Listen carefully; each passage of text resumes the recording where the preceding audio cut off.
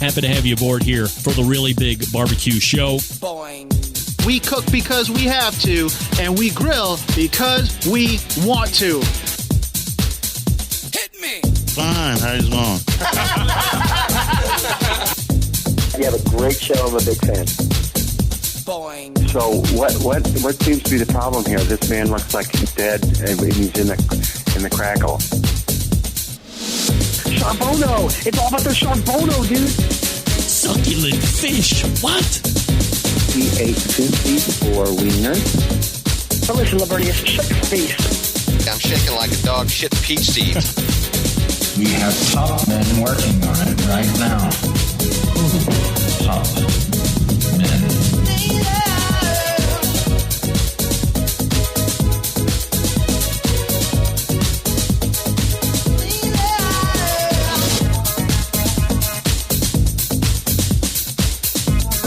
And just like that, we are into the second hour. You have found your way clear to tune into the Barbecue Central show, where we talk about only the highest level of importance items in the barbecue and grilling industry this day, this week, all of this stuff.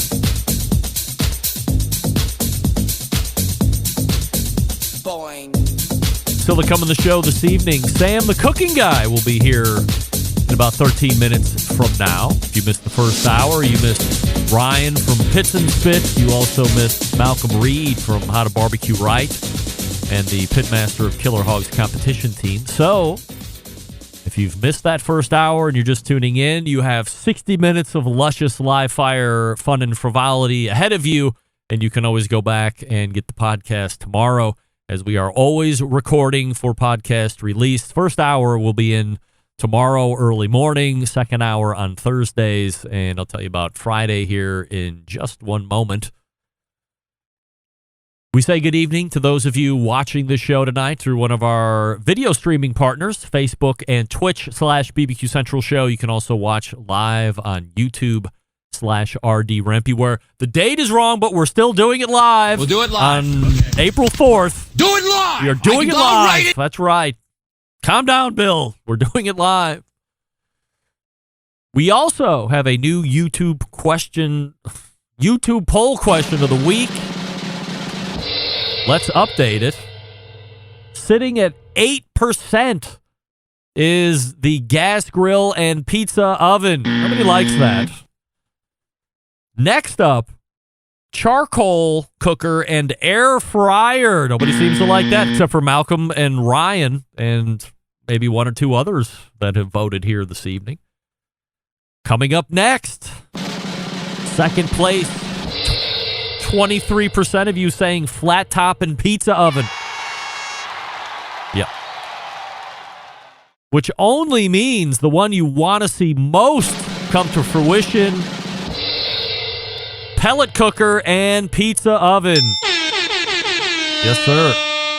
So we will continue to ask. Well, it'll only be one more guest here this evening, which will be Sam the Cooking Guy, and I don't know if he's going to be able to take gas grill and pizza oven over the top, considering it's sitting at a mere 8%, less than double where charcoal cooker and air fryer are.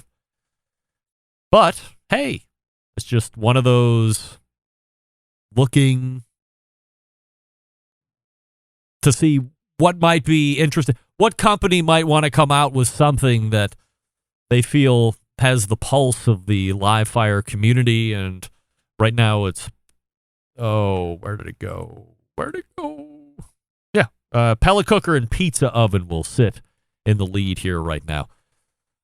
Coming up on the best moments of the Barbecue Central show in 10 minutes or less this coming Friday, we'll see episode 276 taking you back to April 12th, 2016. A guy who showed up on this show a mere few weeks ago. You know him as the Keeper of the Flame over at AmazingRibs.com. And this Friday is a revisit to the very first segment that Max Good ever did on this show, if you can believe it.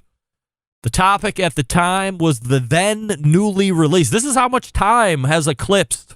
It's going to seem like it was just yesterday to all you live fire fans.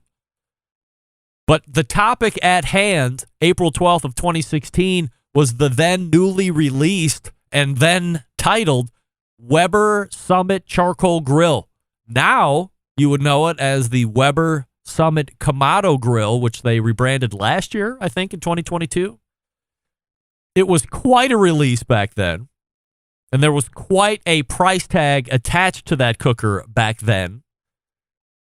Do you remember the thing that they kept, the refrain from Weber was, hey, this is not a Kamado killer.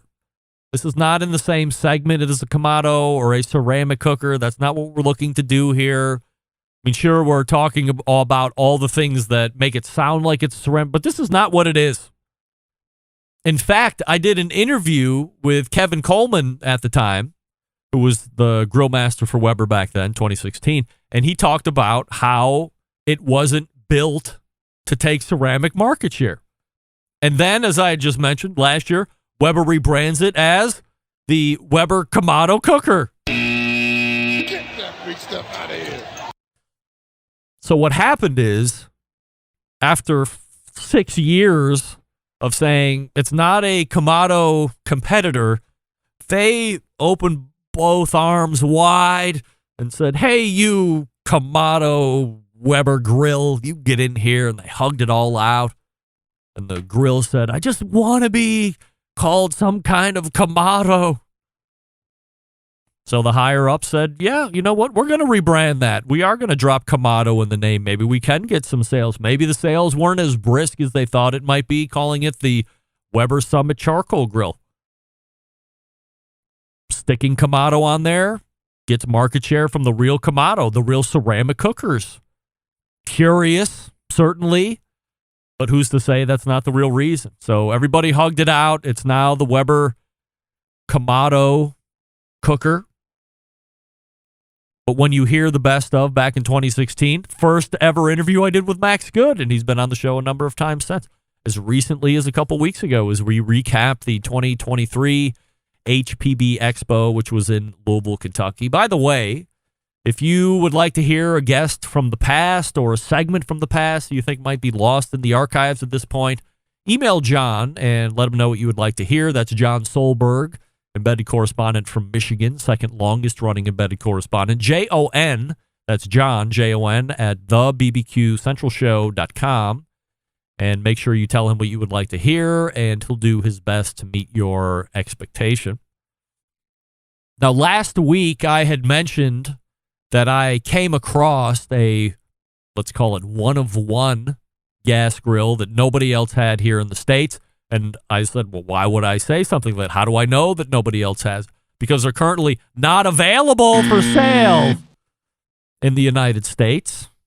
Now, if you live in Canada, where they're widely available through, I think, Canadian Grill. No, not Canadian Grill. Canadian Tire, I think, is the name of the retailer. They're huge up there. It's like a Menards or a Meijer. Real big retailer up in Canada. You've had the opportunity to buy it because those were the only people that were retailing it, but not here in the States. So I had one sent to me by No Names Please. And I had said, hey, this is a real thermostatically controlled gas grill. And I got a handful of emails over the course of the week saying, hey, what do you mean by real? What does that mean? Because there are other set the temperature grills on the market now. For instance, perhaps one of the best known versions of that here in the USA is the Cruise by Charbroil. And it's just one dial, and you set it to whatever temperature you want. You push it in, it sets that temp, and then the grill gets to that particular set temperature. But while it appears to be a set temperature or a thermostatically controlled gas grill, it's not technically a real thermostatically controlled gas grill. And you might be thinking, boy, is he getting ready to really split hairs here? Maybe. Maybe I am. But it can only be real in one way. So when you asked me what does real mean, because there are other set temp grills on the market at the moment, here's what it means And this is described to me by the guy that manufactures the grill. This isn't me just being a know-it-all, but I can pass it off that way if you would prefer, or you can listen to it that way if you prefer. And what it means is this. It's an evolution of what's called capillary technology. Essentially, you have a calibrated thermocouple and fluid-filled wire that's connected to the valve. And simply put, when the grill reaches the desired temperature, the fluid in the wire expands, pushes against the valve, thereby regulating the gas flow. And when it falls below a certain temperature, the fluid contracts, the valve opens, allowing more gas to flow in and increase the temperature. It's actually a very accurate and fairly robust way of controlling temperature. So if... Hi. What? You can only hear it because the door's open. Cat's got to pee. So, once again, what makes it a real thermostatically controlled gas grill? Capillary technology. That's what sets it apart. The cursed kitty. Why do I feel like you're mocking me and my cat problems, cursed kitty? I don't know if I like that. Get that big stuff out of here. A calibrated thermocouple is one that has been, it's a thermocouple that has been then calibrated. That's exactly what it means. I didn't think I had to go out of my way to explain that, but that's what a calibrated thermocouple is. Of course, you can look it up on any of the Chat GPTs or the Google Bards or whatever artificial intelligence you want. I have a story about artificial intelligence that's quite frightening, believe it or not. But since I got a number of emails asking what a real thermostatically controlled gas grill is, that's how it was explained to me. That's what set this one apart. So it's not just electric. You don't have to plug it in. It does have a battery sparker in order to get the burners going, right? But otherwise, you don't have to plug it in. I believe you have to plug the Charbroil Cruise in order for it to operate properly.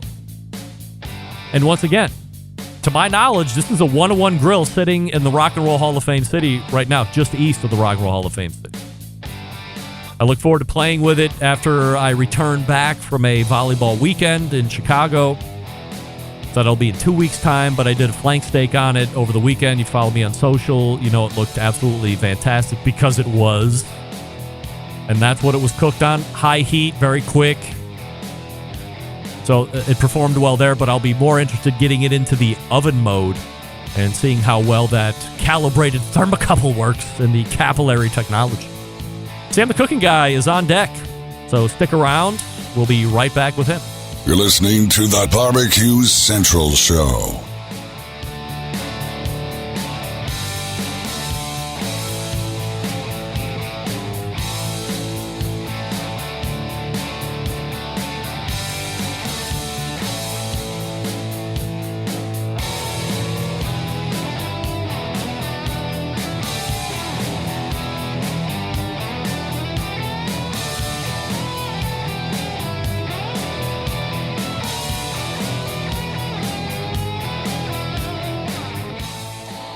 Howard Stern, Jim Rome, Dan Patrick, and Greg Rempe. The Mountain Rushmore of talk show entertainment.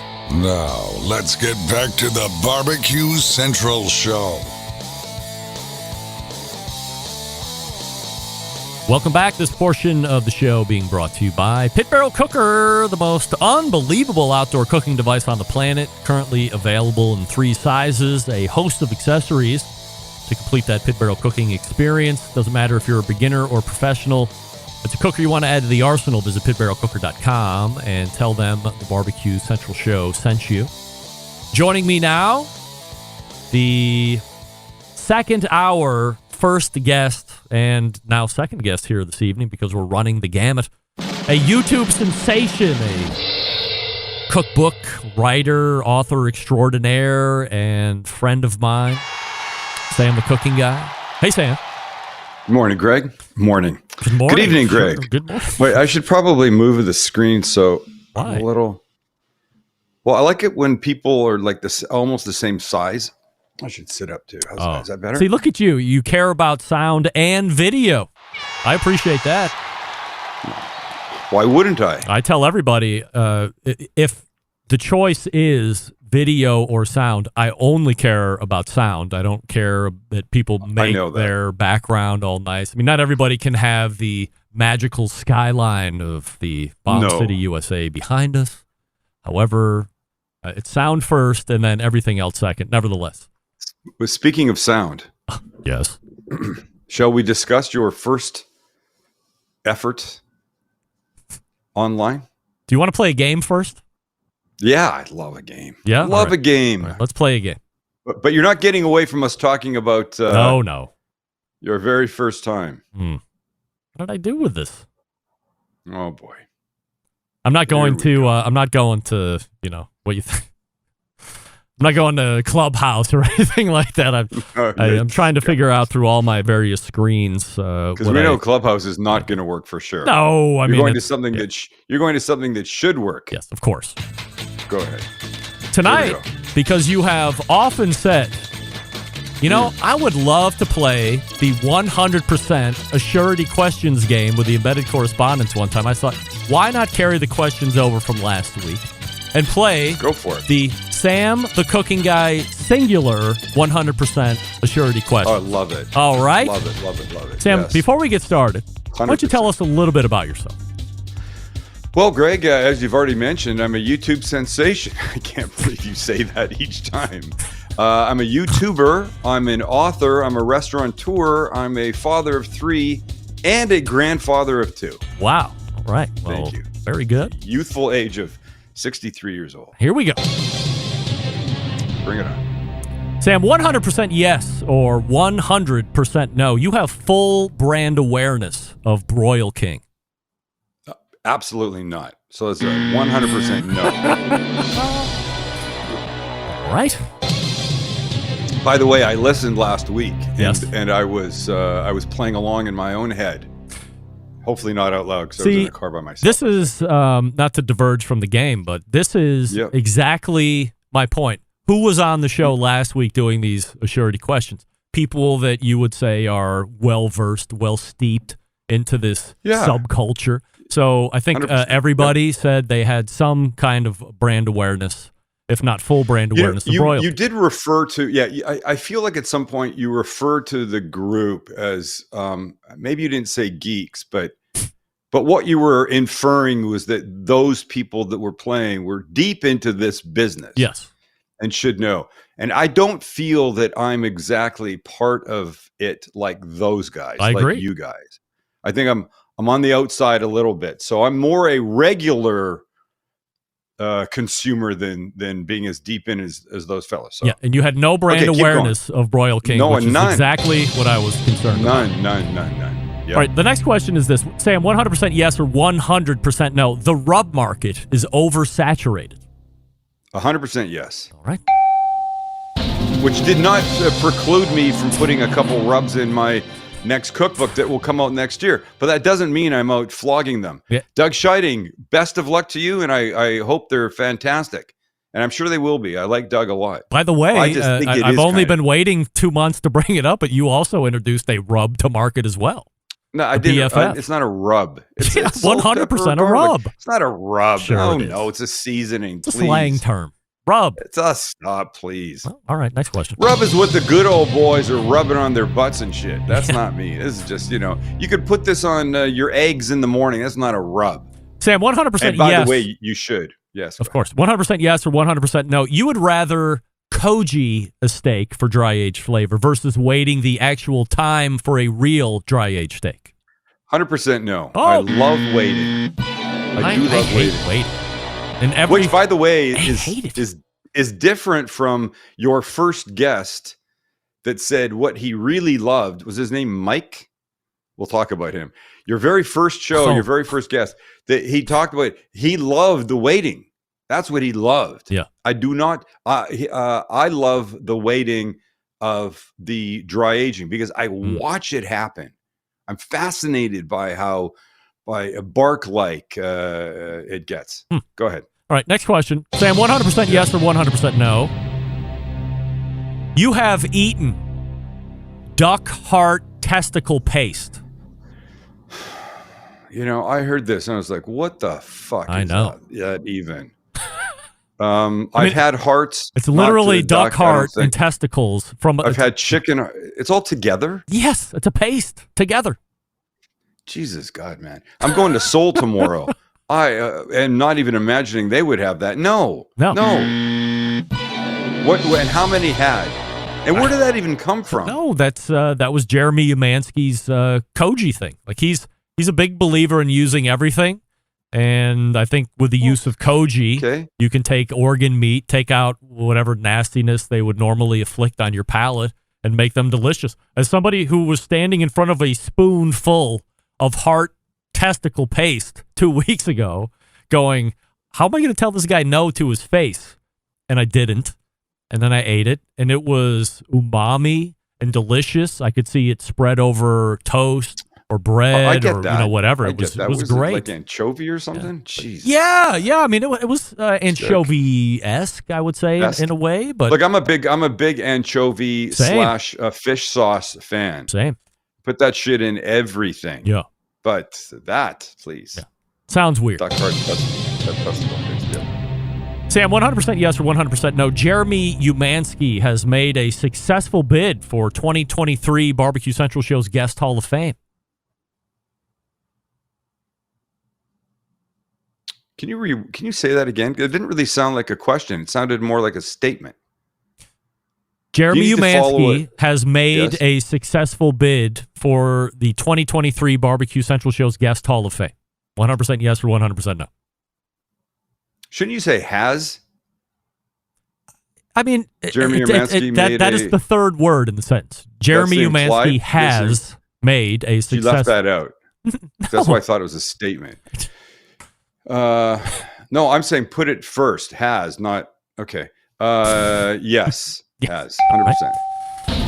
And last question that was highly, highly controversial last week. Sam, 100% yes or 100% no? The Bob Trudnak Mo Cason restaurant opportunity in Huntsville, Texas, when it opens, will stay open longer than a year. Well, I don't really know other than that well. I do know that Mo Cason likes his ice. And if he walks around the restaurant with a giant fucking cup of it doing that, sitting at guest tables saying, are you enjoying your dinner tonight, y'all? And he starts chomping. No, it will not. But I can't be a dick because I'm a restaurant guy, so I'm going to go with 100% yes. All right. Funny. With the proviso that he leaves the ice out. That's right. No ice, for crying out loud. Hey. No ice. From everybody here at the 100% Assurity Questions game, we bid you adieu. Adieu. All right. I don't even know what the hell that means, but nobody you probably do. You're Canadian, so you speak French. Stern knows what that means. Yeah. I think adieu means goodbye. Yeah. So there you go. Pretty sure. That's it. Bonus Assurity question. Yeah. During your last appearance, go ahead. I'm sorry, 100% yes or 100% no. During your last appearance, yes. I dropped the C word when I mashed Chris Young from Combustion Inc. into your segment. 100% yes. Well, the good news is this. I happen to have the audio, and we can listen to it together to see who's right and who's wrong. You say 100% Great. yes? Yes. And by the way, Chris, I have one of your thermometers. Oh, fantastic. Well, thank you. Are we going to talk about that, Sam? I hope you're having a good experience with it so far. Honestly, I haven't really used it yet. What a cook! I bought it when I first started hearing about it. Wow. Well, it looks like you were wrong. Oh, who would say that? I think that's been doctored. That's fake news. I'm not buying that. What are you talking about? Who would say what a cook? What a cook? What a cook? Well, who would say the other word? I mean, that is emasculating and rude and degrading. You would? Yeah. Wait, is it degrading? I don't know. You got a T-shirt that says "Let's bring back the C word" for crying out loud. So of course you'd say it. That's true. That's true. I might. All right, now. That's true. I mean, a couple minutes ago, you mentioned I did the first ever Barbecue Central show, or whatever it was called, Barbecue for You show back then. Before I was threatened with a lawsuit, Barbecue. and I had to change the Barbecue name. number 4U, right? BBQ, the numeral 4, the letter U.com. Yes. Which is a website I owned, but there was some other guy that had the trademark on BBQ, the number 4, the letter U. And he called me at the end of a year, many, many years ago, and said, if you don't get rid of this, I'm going to sue you. And I immediately called a lawyer, barbecue friend of mine, and he's like, did a little research on this guy. He's one of those, likes to wield his stick every few years and see who he can whack for some cash. A big shot, huh? So if you... where's barbecue for you now, I ask you? Nowhere. There you go. Hit the bricks, pal, and beat it, because you are going out. Right. So Barbecue Central, much better, by the way. Yeah, he said, if you're open to a name change, this might be the time to do a name change. And that's what we did. Now I have a trademark, so they can all suck it. There you go. They can suck it. What did you think as a listener? I can say you listen regularly to the show. What did you think of the very first show ever? Well, unlike Kiss Your Ass John Solberg, that apparently you've got porn pictures of him doing dirty things that you're holding over him. I did not find the audio, whatever he said. He said precious. No, he said the whole thing was precious. Yes, in general, I did not find it precious. And by the way, just let me couch my comments with this. I too had my very first time at what I do. Yeah. And it's horrendous. Yeah. I'm awful.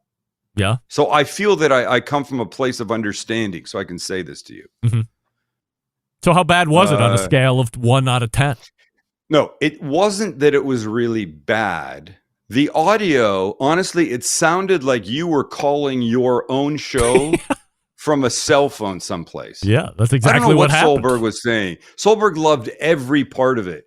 He got hard listening back to it. It was so fantastic, I think.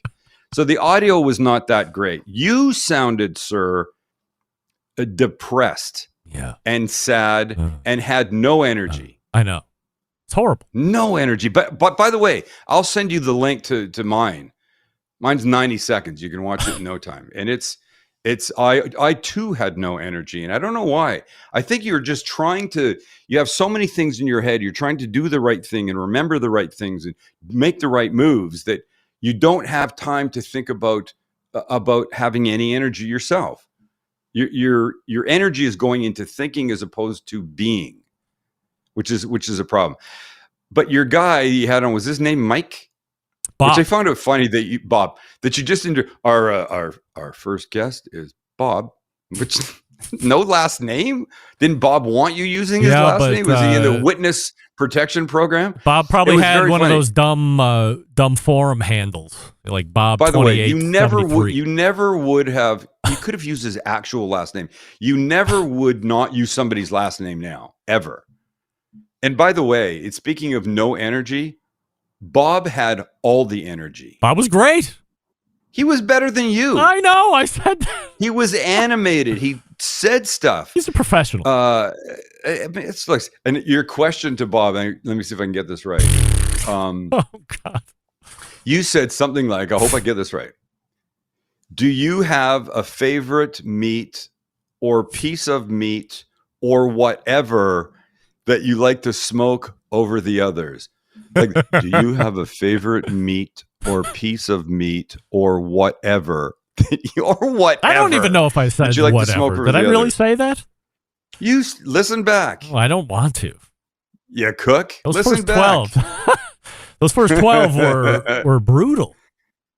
They never made it anywhere. They were trapped. They've been trapped in the hard drive for decades. You know what? Our first YouTube videos aren't online because they were horrid. They were horrid. But that's what learning is. You know, people say to me, I'm going to start a YouTube channel. I want to start a YouTube channel, but whatever. Sewing, car racing, garage, blowing, I don't know, fixing cars, whatever it is. What should I do? I go, well, tell me what you're doing. I go, we're getting this and I'm thinking that. I go, just sit down, get in front of a camera and start recording shit. Whether it goes out or not doesn't matter. But until you take those first steps of looking into the camera and speaking, hearing yourself, getting comfortable and recording it, you're never going anywhere. When I started on television, we've talked about this before. They didn't offer me any money. They didn't ask for any money. I knew I needed them more than they needed me, but they saw something in me. I was good, or I was interesting, or I was different. So they put me on, but it took me 5 or 6 months to find my voice. It just doesn't happen. I don't care who you are. You could go look at, I don't know, some cook, Bobby Flay. His early stuff was not good. I remember watching him in the way back and thinking, wow, he was really arrogant. And I'm sure he would agree that he was. He's very different now. I'm very different now. You're very different now. So somebody thinking about starting anything like this, whatever it is, you just have to start, because until you do, you're not going to start getting better. It's that simple. In the beginning, I wish I would have, if I would have known 17 years later, I'd still be doing this. I would have maybe taken better notes of how it was. And all I know is this. Would you, I can listen to the show over the last 10 years. Ever since you've been coming on the show, maybe a couple years before that. I was like 10 years. I can go back and listen to any of those shows. And I'll laugh. I'll see something or hear something that I missed the first time around. Yes. Whatever, because a lot of things going on here that a lot of people don't see. But when I go back to those first dozen, I can't listen to those. Like to me, that's the difference. I can't listen to those first ones, but I can go back and re-listen to this show that we're doing now tomorrow and evaluate it. But I can listen to it and feel comfortable listening to it. I don't make crepes. I've never made a crepe. I don't even like crepes. But anybody that makes crepes, for some reason, they tell you this. When you sit down to make some crepes, or sorry, stand up, you're probably not sitting down. When you go to make some crepes, the first one is always shit, and you basically just throw it out. And whether it's the pan gets to the right temperature, the thinness of the batter, you got your system down, you're working your wrist so it goes all the way around, whatever it is, the first crepe is shit, the next ones are good. The first shows you do on YouTube, on TV, if you're disc jockey on the radio, whatever that stuff is, you just have to fucking sit down and start doing it. Don't worry that you don't have perfect lighting and sound and stuff like that. It doesn't matter. You've got to do it. You really do. We're talking with Sam, the cooking guy, from thecookingguy.com. Shop STCG.com is a place to go to buy all of his merchandise and whatnot. We'll talk about some of that here in just a second. Sam, have you reached the pinnacle of YouTube success when scammers will jump into your comments to try and swindle your fans out of money? And I only ask because finally, after replying to the videos, I reply to every video you put up. I reply the same 2 words every single time, never get an answer. And then last week, I got a reply back from YouTube. And here it is. Kind of looks like Sam, but it's Sam the cooking guy in the number 2.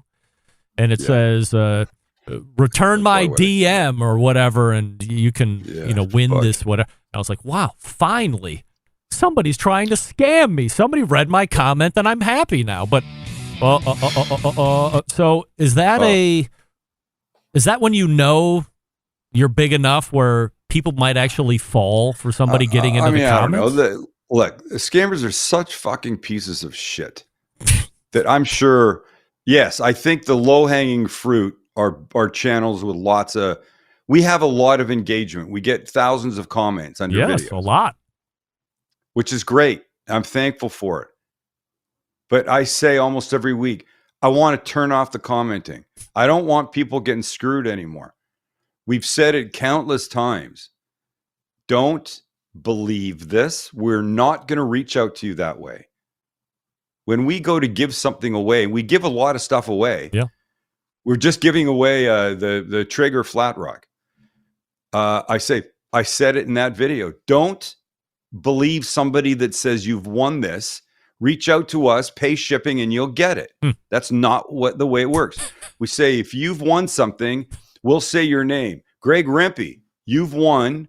Reach out to us at this email, and then we'll verify it's you.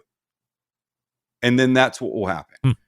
These people reach out and tell people they've won stuff, and our viewers, our commenters have lost money because they've believed this. I say I would never give something away and then charge you to have it sent. That's a douche move. I'm not doing that. I mean, maybe, I don't know, maybe that's done.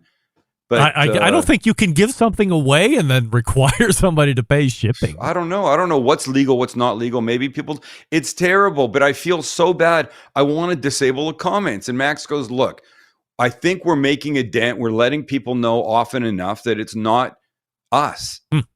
But they take the same fucking little icon that we use. They change the name a little bit. Yeah. Oh, I'm just getting mad thinking about it. I hate thinking about people getting screwed over this stuff. You mentioned Max. So now I'm going to say it again, if I might. Go ahead. Request, Go ahead. If I might request, please. What? Is there any way we can get Max and Part-Time Chance to mic up? Because quite honestly, it's becoming, they're talking more. And now I have to struggle to hear them more because they're talking more. Now it's an annoyance. Why? Please tell them to mic up so we can hear them. It would be such a great addition. Can you do it like a 10 listener poll or something? Find out if other people are mad about this. Take this segment. But if I'm saying it, there's many people are thinking. And send it to me or to them. God, we'll put it in the show. I've told them before, and there's some reason that they can't do it or don't want to do it. Maybe we can have I'm going to get rid of them. We can have your silent financial backer, Traeger Grills, send you one of their production people to embed with the team in order to do financial backers. Stop it. Really? Stop it. They're not. Listen, let me tell you something. Here's what needs to happen. I just need to get rid of them. I figured this out. Here's what I do. I don't think we need to get rid of them. Listen, go with me on this. Okay. I wear like a helmet with a camera on top. So when I look down at me cutting a piece of meat, you can see it. Yeah. When I want to talk to the camera, I have a big mirror set up. So I look into the mirror and there I am. You can see what I'm grilling. You can see me prepping. You can see me talking to the camera. That's what I need to do. 100, and then I'll just have to learn 100 times no. What do I need them 100 times no. I mean, you don't think that's a better idea? I mean, we are so jumping off the cliff for no reason. We are so cutting off our nose despite our face. I shouldn't get rid of my son and Chance. By the way, Guy the Cooking Sam, Johnny Mag's Barbecue, Jeff and Dreezy all saying they are legit. Mic them up. They are legit. It, so. Listen, I started it first. I said, boys, I want to hear you more. What makes this show different is that is a big part of that's a big part of is the interaction. Yes, agreed. But for me, it's always been from the first day I shot real TV with a TV station coming to my house and doing the 90 seconds that I would do twice a week. If someone sitting off camera's phone went off, I would call them out. Yes. And you're not supposed to do that. That's breaking the fourth wall. Right. Which is a ridiculous concept. I go, wait a second. This is not like a soap opera. Make believe. This is real. If my producer's phone rings in her pocket or she sneezes or drops her clipboard, I'm going to go, hey, I'm working here. Can you turn your phone off or something? And in the beginning, people go, you're not supposed to do that. I go, what do you mean I'm not supposed to do that? I'm also not supposed to cut myself or burn myself and leave that in the show. But I do that because that's what really happens. So I love the interaction. The show is better because of those two. Yes. Look, I'm not taking any credit away from me. I'm fantastic. But I'm better with those two. The three of us are better than the one of us or two of us. It's exactly like what we talked about with the first 100% assurity question. When Max and Chance are piping up, yes, they are the everyday watcher, the every man and every lady's fan of Sam the Cooking Guy on YouTube. Yes, Why doing this? Or no, we should now. Would we also like to hear a little bit more of, where the fighting is coming in on and letting us behind that fourth wall? Yes, of course. Who doesn't? Too? I mean, everybody loves that. That's why reality television is what it is. But to hear them better, I think would add a certain component to the show of. All right. Well, I will take this. If you want to clip this out, or I'll just mark it and I'll send it to the boys. Oh, I'll clip once this is out. Yes. and I'll have them listen to it. All right. Very good. Now, but I'll just tell you this about the fighting, though. I got to be honest. You don't want you to be sad. Okay. There's way less fighting today than there was, 5 that's years fine. ago. I don't want there to be fighting. Yeah. There still is some. There's disagreements. Yeah. Yeah. Can you stand by and then we'll come back and talk about BFF? I'd be sad if you didn't invite me back. All right. Well, I'm inviting you back, so stand by. We're talking with Sam the Cooking Guy, thecookingguy.com, or shopstcg.com, where you can pick up the BFF, which we'll talk about here in just 1 second. If you don't know what that is, that's a tease, and you'll have to stay tuned. What do we love about ceramic cookers? We talked about ceramic cookers beginning of the second hour. Well, we love that they're fuel efficient, of course. We love that they can achieve low and slow temperatures for the traditional barbecue meats. We also love that they can get rip-roaring hot for high-temperature grilling of steaks and other thin cuts. But what's missing in the everyday lineup of ceramic cookers? The real ability to do true two-zone cooking. Two-zone cooking is important to both professional and backyard cooks alike. It's the best way to manage a fire and cook with confidence. However, getting a two-zone fire in a round ceramic cooker is not very realistic. Why? Because it's round. Enter Primo Grill and the game-changing oval design. The shape gives you the ability to execute a two-zone setup that you desire. It also gives you the other ceramic grill benefits as well. When you break it down, there's more than 60 different ways to cook on a Primo cooker, so you're only limited by your culinary imagination. Here's the bottom line. Best ceramics in the biz? Yes. Patented technology? Yes. True two-zone cooking capabilities in multiple sizes? Of course. If you just have to have a round one, they do offer a round one, but we suggest only oval. Look at all the sizes that they have. Go to a dealer near you because they're only sold through dealers. Find one on the website, primogrill.com. Visit the dealer, and then check out all the oval sizes that they have. If the XL isn't big enough, they've just rolled out the XXL, which is 25% bigger than the biggest one that they offer. Also, they have all the accessories that you want, so a full lineup there to take your money. Primogrill.com. That's primogrill.com. Follow them on Facebook and Instagram as well. We'll be back with more Sam the Cooking Guy right after this. Stick around. Be right back. You're listening to the Barbecue Central Show.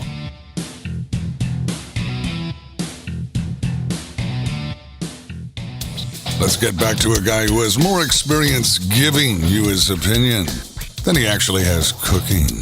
Once again, here's your host, Greg Rempe.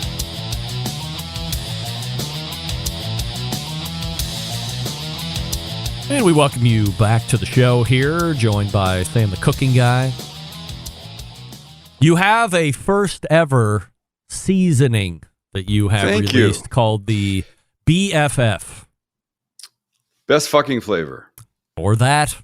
Salt, pepper, garlic. Or best friend flavor. Best friend flavor. It should be your best friend because you can put it on, of course, anything. I keep it at my counter side, by my stove, goes on eggs, a little bit goes on, this might piss everybody off. Huh? What? A little bit goes on cottage cheese when I have some. Why wouldn't you? I don't know. I feel like not a lot of people like cottage cheese. I love cottage cheese. Great source of protein. Yeah.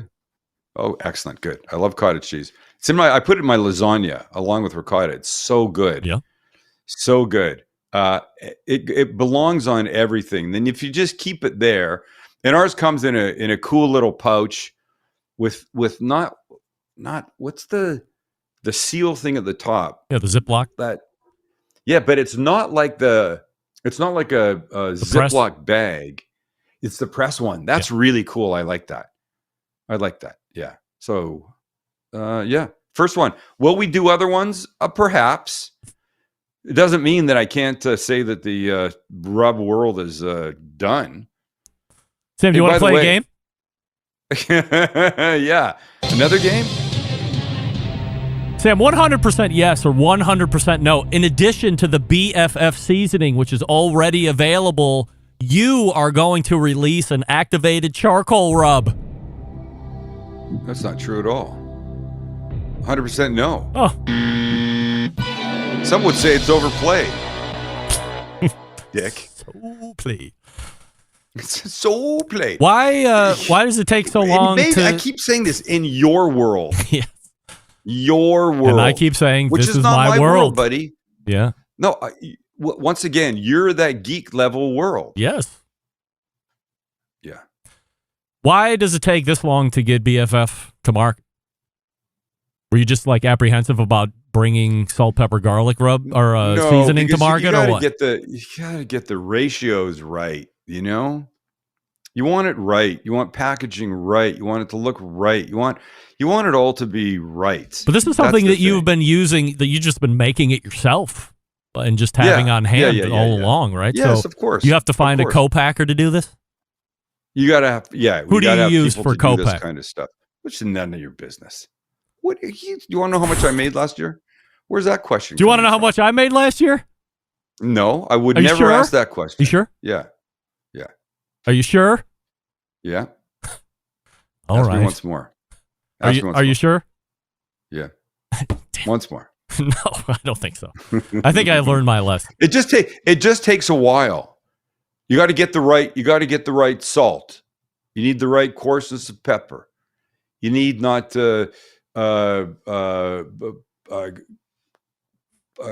garlic powder. You need granulated garlic. And then, yes, you've got those, and then the ones that are being used, the ratio that I think is right doesn't seem right, so you got to adjust that. And it just does take a while. How long does it take you to find a co-packer? Well, we don't have necessarily a co-packer, but we have a company that helps us develop our products that we used to do ourselves. Now they've also helped us bring the BFA to market. Best fucking apron. Yes. There you go. Yes. I don't want to talk about aprons. No, you don't want to talk about aprons. Yeah. So this company is like they're bringing you sourcing partners for whatever product it is. Yeah. So they're doing the heavy lifting for us. We do what we do. Look, so you probably don't even know who your co-packer is. I do. No, I don't. I know who they are, and I don't really care who the co-packer is. Why wouldn't you care? They're making it. It's not 4-year-old children in Indonesia. As long as it's not that, I'm good. But I heard they're very accurate. They need the little hands to put the salt and the pepper and the garlic in those really little tiny bags. Little granular. You need little hands. Granulars. Yes, that's right. Yeah. So I remember the movie Schindler's List. I never saw it. Oscar Schindler. Oh, you should see it. It's great. It seems a little sad for my taste. No, it's not a little sad. It's a lot fucking sad. It's a terrible story. I don't need to. But it's an important part. It's an important part of history, and people should know about it. You just put your head in the ground there, Mr. Ostrich. You just do that. I just don't want to watch a sad movie. Yeah. I've had sad enough time listening to it or learning about it in high school, college, for crying out loud. I don't want to see a movie, but it's like watching the Titanic. Like there's a moment in there. Oscar Schindler saved an awful lot of Jews from dying in the war. Yeah. By saying he was using them in his factories to make German war stuff, right? Shell casings and stuff like that. And he managed to save a whole group of kids by telling the Germans that their small hands were important to getting inside these big shells and cleaning them. If they weren't cleaned and polished properly, they could go off inside the guns before they were shot. Oh, dear. He saved them that way. He's quite a guy. And they bought it? Anyway, we're not here to talk about that. Yeah. Dummies. Obviously. Well, let's not talk about all right. that. So how long does it take to get something you're ready to sell then?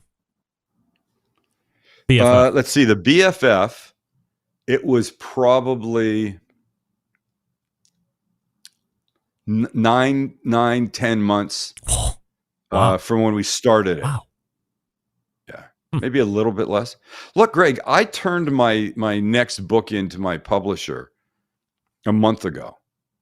The photography, the book, like a month and a half ago, the manuscript, the photography a month ago. Yeah. The book will come out next May. Right.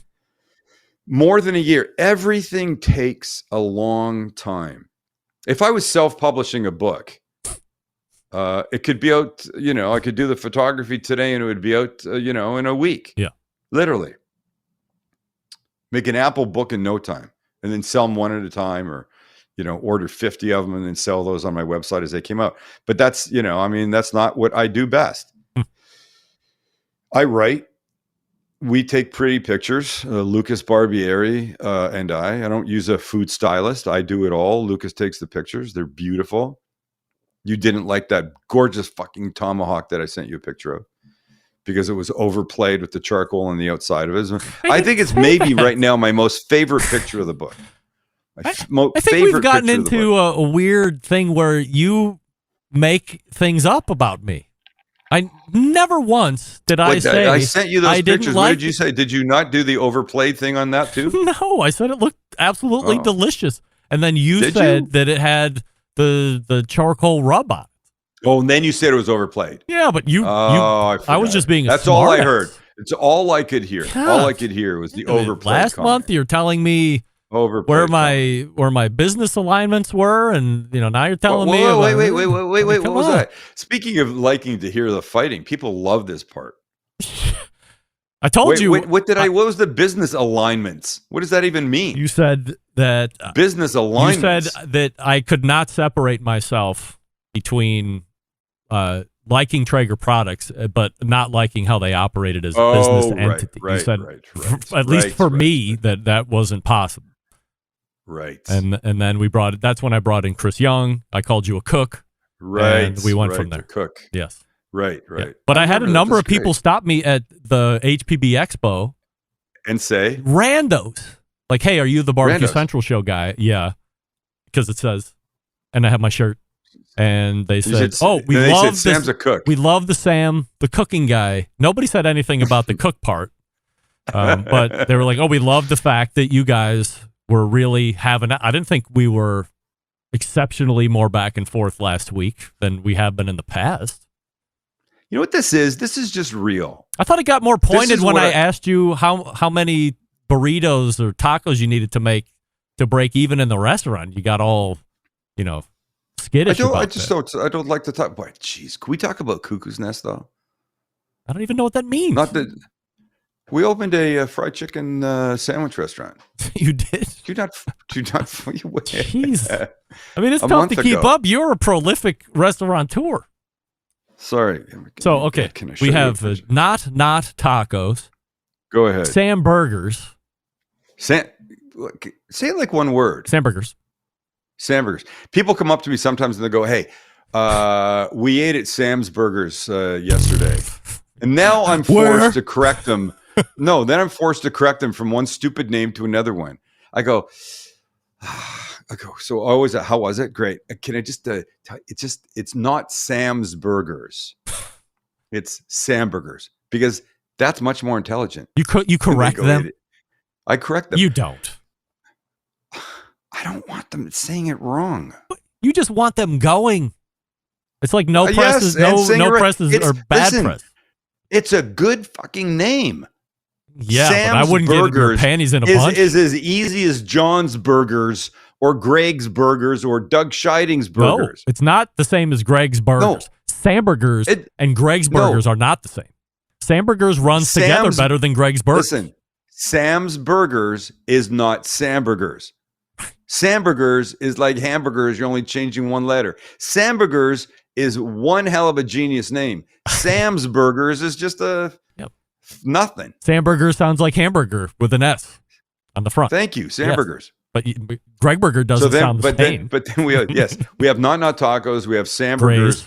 We have Gray's. And now Coo-Coo's drum Nest. roll, please. Coo-Coo's Nest.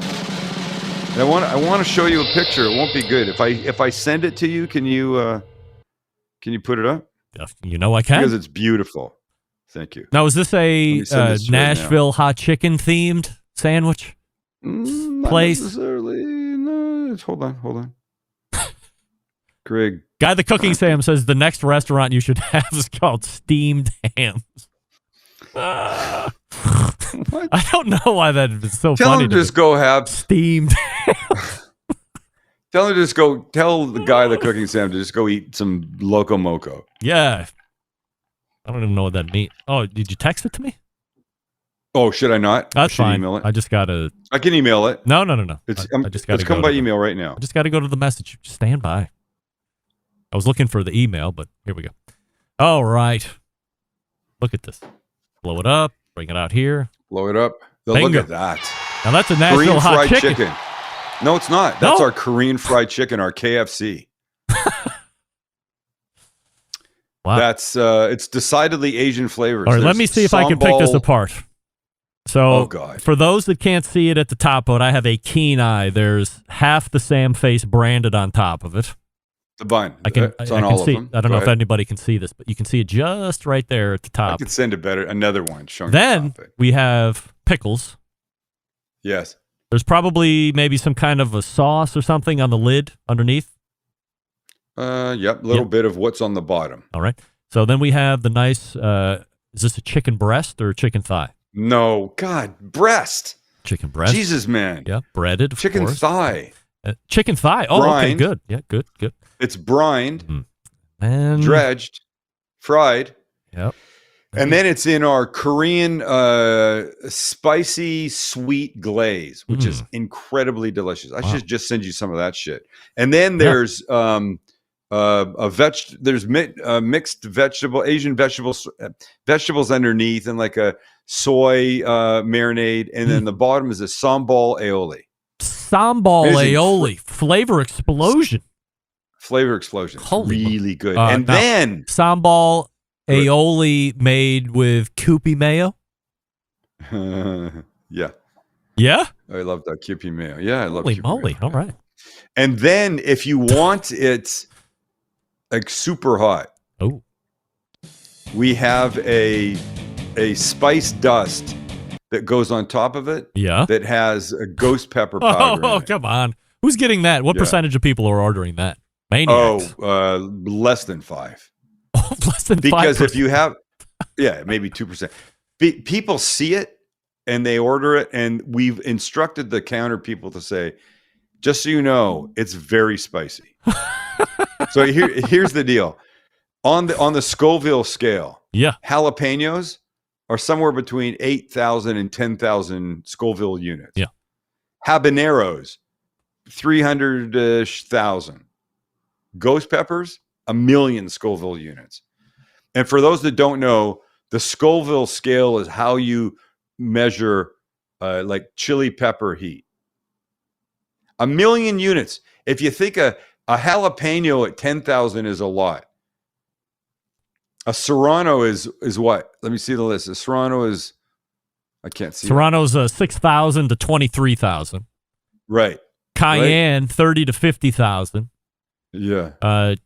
Ghost pepper 855 to 1.041. Trinidad Scorpion 1.2 to 2, and then the Carolina Reaper, best known by eaten by Catfish Cooley, who ate 3 of them and then chugged a 5th of whatever that cinnamon shit is that people seem to Fireball. 1.4 to 2.2 million, and in the middle of his heat stroke induced chugging of his 5th of Fireball, he said it felt like he was eating some of Satan's testicles. We did, Max Chance and I did the 1-chip challenge. You know that? Why? You ever see that episode? Yes. Yeah. Because yes, Max I did. thought it would be a good idea. Max ordered them, and then he pussed way the F out. Yeah. He ate like this much of a little chip, spit it out. Chance and I ate the whole chip. But I mean, and it was the worst thing I've ever done. What are you trying to prove? I mean, you watch everybody else do it. They're incredible pain. No, here's the problem. I watched some of my fellow countrymen. America? No. Then. Now I'm American. Yes. Then my fellow Canadian countrymen. Newscasters. 2 men and a woman try it on the air one day.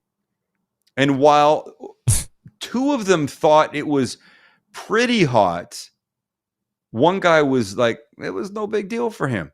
Now, I'll admit that this was a few years ago, and they say they've gotten spicier over the years. They've amped it up. Like each year they go, this is the hottest one yet. So I don't know. I'm looking at this. I'm going, wow, Canadians are pussies when it comes to the heat. They don't have Mexican food up there. At least they don't have decent Mexican food up there. Nothing spicy. And if those pussies thought that the one ship was nothing, fuck it. Come on, we'll do it. We'll take one for the team, for the show. All right, ready? It's I'm going all in the interest of to be 100% entertainment. honest here right now because you said something that just jogged my memory. And I don't want to do this. But yes, you if do. nothing, I am transparent to you. So last month, we were in Houston. I went to a Mexican restaurant at the recommendation of show sound engineer Daniel Trisna, who lives in Houston. And he said, go here. Love this. It'll change your life. Get the fajitas, change your life. And I was like, okay. I've never had a fajita that's changed my life. Okay. I don't think it's possible, but go ahead. The point of the story is this. Sit down. They said, first time here? Yes. All of a sudden, a minute later, this guy comes out from the back, kitchen sous chef of some sort, says, here's what we're known for. It's this the beef fajita thing. That it was just like a little sampler. Sold me. Like immediately. It was the best. I don't know how they're not selling that every single time. It was delicious. That doesn't matter. Thumbing through the menu. Guess what? Yes. No choripolla. Get that big stuff out of here. Can you believe it? You know why? What an insult. Probably because it was a real Mexican restaurant.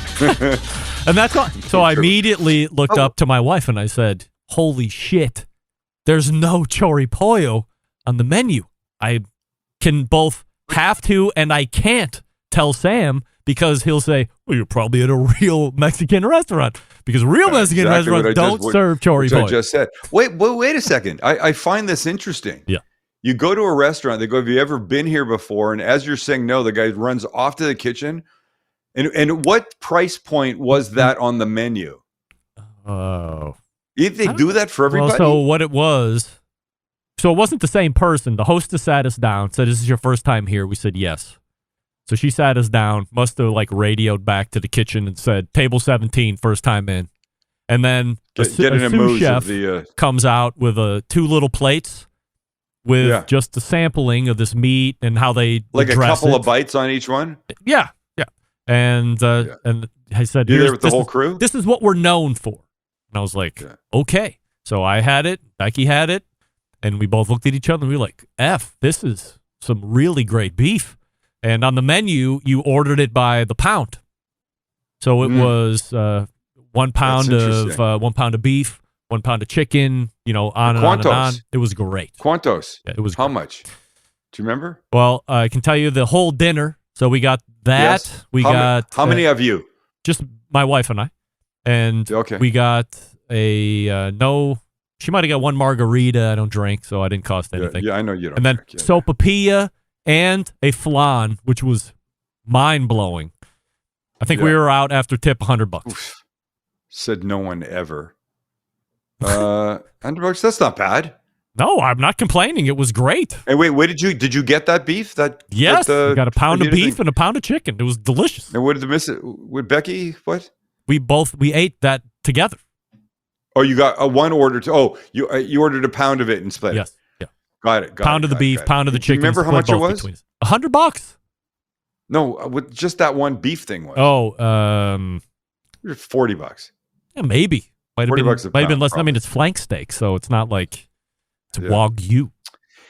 You know, it's funny. I'm not the biggest fan of flank anymore. Something's happened to me. Oh, I just made flank the other night on the new grill that nobody else has in the country. I saw that. And I made a steak sando. It was delicious. So happy. It was made very more tender. delicious by that beautiful Sam the Cooking Guy knife that you cut it. Yeah, the machete knife.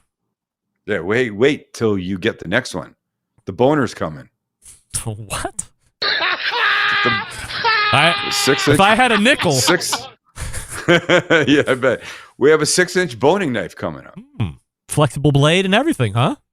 Yep. Wow. Not flexible like a fillet knife like you would use for fish, but because you don't want it that flexible. Yeah. Oh, yeah. You absolutely. Yeah. Well, that's going to be great to trim up those briskets and pork butts and stuff. Oh, I said to myself, I'll never need one of those. But the more I get into this meat world, the more I find that's what I want. Here's the question. I want that long, to end the evening. Yeah. Within the past few years. What are we going to do? A 2-hour show, just you and me? Oh, nobody else. Do you know how? If I came to Cleveland, could we do 2 hours by ourselves? I mean, of course we could. Okay. You would sit. Not could. You would sit right here, and there we would. You would sit right here. I don't have it dialed in, but that's where the guests sit. Wait, you gonna give me the chair the cat pisses on? No, the cat can't jump up that high. They just piss on the floor and your equipment. By and large. Well, the cat can't get to the chair, but it can get up onto the console where the gear is. No, the console is on the floor. What? Yeah. Well, then you have only yourself to blame for getting your shit pissed on. Where is it? That's it. Oh my! It's in the box. Now box. this is something people want to see. What a sophisticated setup! It's in the box. Is it under the box now? Yes, of course. That's good. That's good. Now the cat can't piss on it, and I didn't Can we drill see that shit more often. What? Can I suggest a back camera? Yes, thank you. This is what the people want to see. Listen, everybody that's on Clubhouse. Wait, there's nobody at Clubhouse. Everybody that's watching, let Greg know. Is this what you want to see? This is fucking cool, man. But now I can't see you. Well, who cares if you? I'm not important. That's important. People see enough of my stupid face. Yeah, it's nonsense. Now, so what I was trying to say is, in the last few years, you've gone from a singular Nakiri knife to now full line of Sam the Cooking Guy cutlery. There's cookware. There's clothing. Now the apron that you just mentioned. Oh, an apron. So the question is this. What? 6 years ago, 7 years ago, did you ever think that a portion, perhaps a large portion of your online business was going to be products? Ask me that as a 100% a surety question. 100% yes or 100% no? No.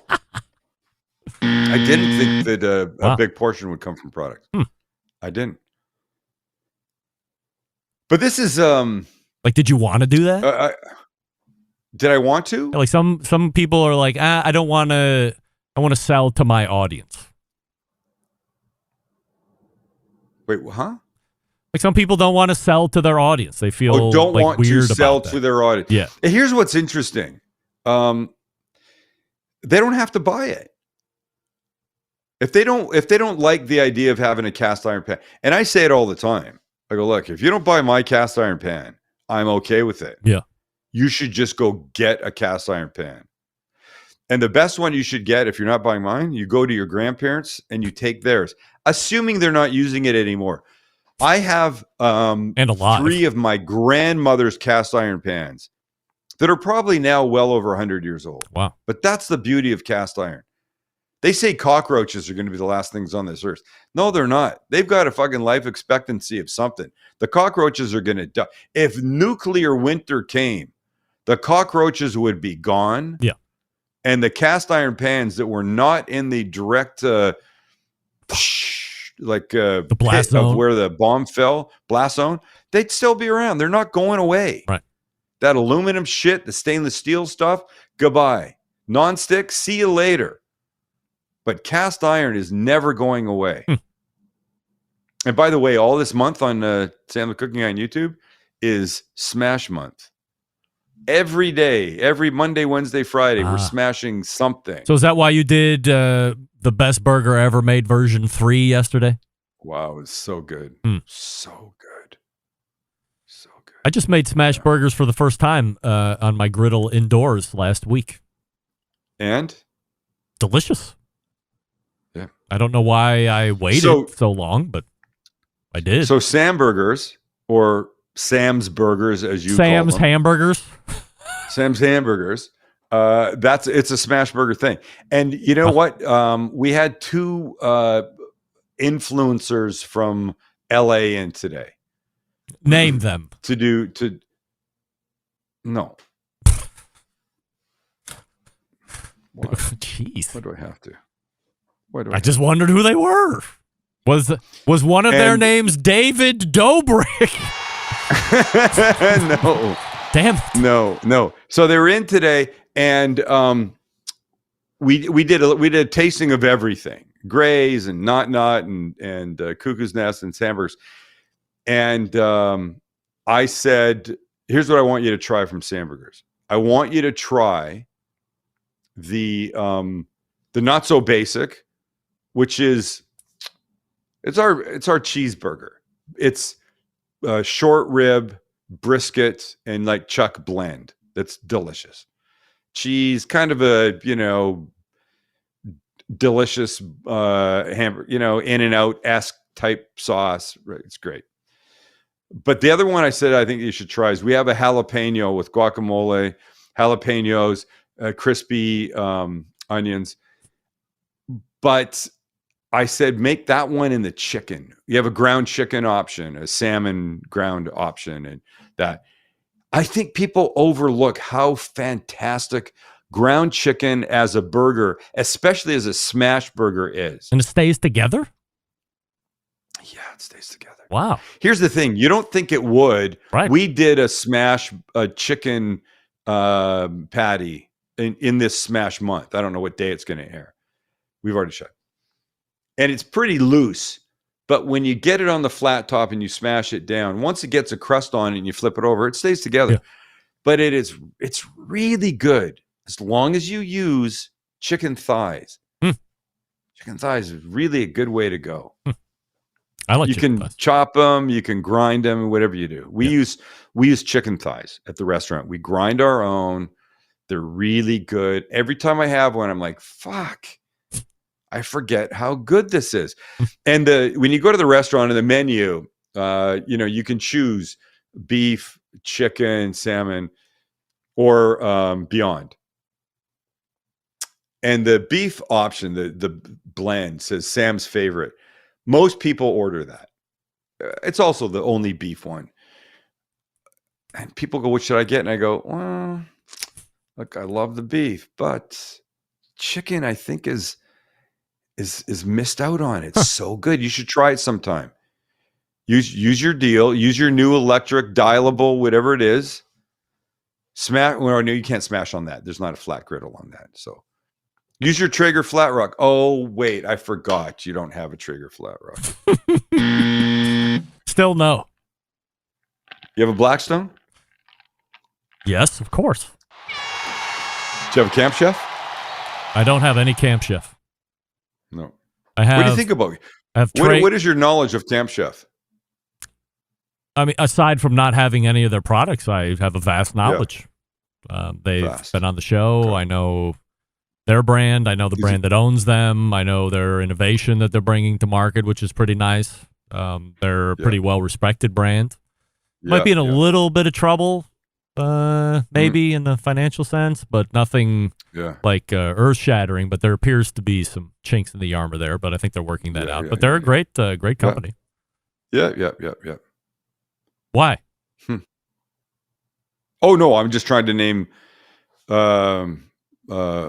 griddle type things that you might. What I learned in the first hour is one of my show sponsors, Pits and Spits, is actually toying around with bringing a full size. Wait, does Weber has a Weber just came out with one too last month. Yeah. So Weber's released theirs, and then the next day was Traeger's Flat Rock, and the next grill has one, and Charbroil has one, Danson's has one, Broil King has one, Blackstone, obviously. There were a whole bunch of people at that expo that were showing off their flat tops only. That was the only thing in their exhibition booth was flat tops. I have a lot of shit in my backyard. I don't think I have as much stuff as you do. Few do. You have a lot of stuff. I don't know if I do. I said few. I say to people say to me, oh, few do. Yeah, few do. Few do. I say to people now, people go, what should I get? And I go, like, if I was redoing my backyard, here's what I would have. I would have something that I could use charcoal and or briquettes. Like kettle. I'm okay with briquettes. A kettle, some kind of kettle, something, old school Weber would be fine. An egg would be fine. Any of those, whatever you can use it on. Because I do think that you're missing out if you're not cooking on charcoal. For some of your stuff. Sure. It really is. It's exceptional. the flavor. I would also add into that mix something flat, because cooking on the flat changes what you do in your backyard. Mm-hmm. So with the video that we did for Traeger on the flat rock, and I'm not talking about Traeger now, only what we did. Everybody in that video, everybody that, they gave a flat rock to, they did pretty much the kind of the same things. They did a burger, they did the eggs and pancakes, fried and rice, bacon and fried rice and Philly cheesesteaks and shit. And I said, I'm not doing any of that. So we did that braided pizza. Yeah. I think that it just opens up what you can do. It's really fun. Get something flat. I don't care whose you get that's flat. Get something flat. Smash burgers. Yes, you can do those. You can do all kinds of stuff. And yes, they're big. The thing is, it's a big, wide cooktop, flat thing. Yeah, so 36 you inches. can cook a shit ton of stuff. Yeah. It's all good. Sam the Cooking Guy is here on the first Tuesday in the second hour of every month. You can find him otherwise at thecookingguy.com or for all of his products, because he's now a products clearinghouse. Shop STCG. No. Don't ever call me a products clearinghouse. That sounds like I'm taking you have all the products. Scratch and dent. You I'm have all the taking products. Scratch and dent fucking refrigerators. I didn't say you were a product repo That's not room. what I'm doing. No, a clearinghouse sounds like I'm selling fucking old crappy bullshit. Please. No, clearinghouse is the place you go for everything. That's a clearinghouse. Everything. No, I don't like that term. All right. Well, I don't want to be associated with if you would like to go to a clearinghouse. place where only the finest high-lined seasoning, apparel, and cutlery and other products are available, shop stcg.com. Subscribe to him on YouTube, as nearly 4 million of you do. And again, you can see him here the first Tuesday of every month in the second hour. Here's what I want you to say when we're done. All you right. say, well, you've said it all. Sam? Please say. You've said it all. Greg? Yeah, I have. You've said it all. Thank you. It's been a long time. It's been an hour. Yes, almost exactly an hour and 2 minutes. Wait, who called in sick today? Nobody called in sick. Okay. I never get this much time. You said once a quarter you'd rather press out 2 segments, so we're in a new quarter. I do like here 2 we segments. Go. Yeah. I think we're good. Well, here's the only thing that matters. What will the audience say? I know Guy the Cooking Sam is too deep into his local. You don't know what Loco Moco is? No. Or do you? You just saying you don't? No.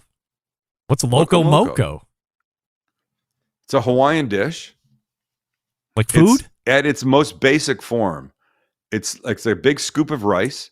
Yeah. It's a hamburger patty, like a griddled hamburger patty. Yeah. And then a really delicious gravy on top of it. Gravy? And potentially an egg. Gravy. Fucking insane. No fats. Why does Guy the Cooking Sam know anything about Hawaiian food? Where does he live? I have no idea. Are you talking about Lance Owens? Oh, it's Lance. Sorry, I thought it was Guy the Cooking Sam. Realtor to the Hawaiian and barbecue stars. There you go. Lance Owens. Sorry, I got my. You're getting your centralites I got mixed my up. barbecue. I got my barbecue for you viewers mixed up. Please, not too loud. I don't need any more lawsuits. The guy's not going to sue anything. I hope not. The guy's selling real estate in Pomona now. Not that that's a bad thing. Yeah. All right. Sam? Yeah. You've said it all. Greg? Certainly appreciate it. And we will look for you in the merry old month of May. I hope the next time we talk, I've been able to send you one of our boners and see if you like it. I cannot wait to get my hands on that boner. That I can tell you. Sam, thank you. By the way, that line right there, we will be using in our marketing. Please make sure you write it in quotes. And Greg from the Barbecue Central show says, Sam, I can't wait to get my hand on your boner.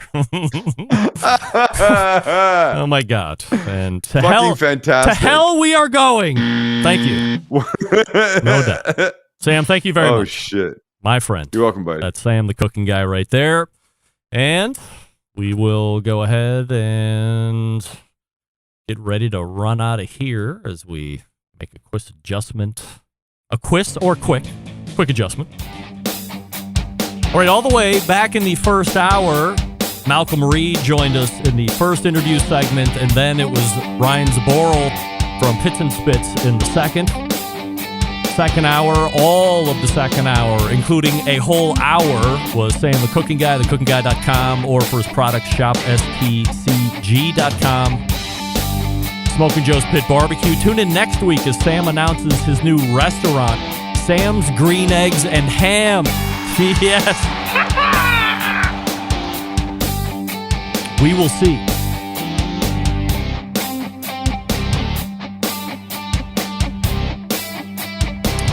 Big show planned for you next week. We'll be in the second hour, so Meathead will be around, as well as Robert Moss from Southern Living Magazine, so stay tuned for that.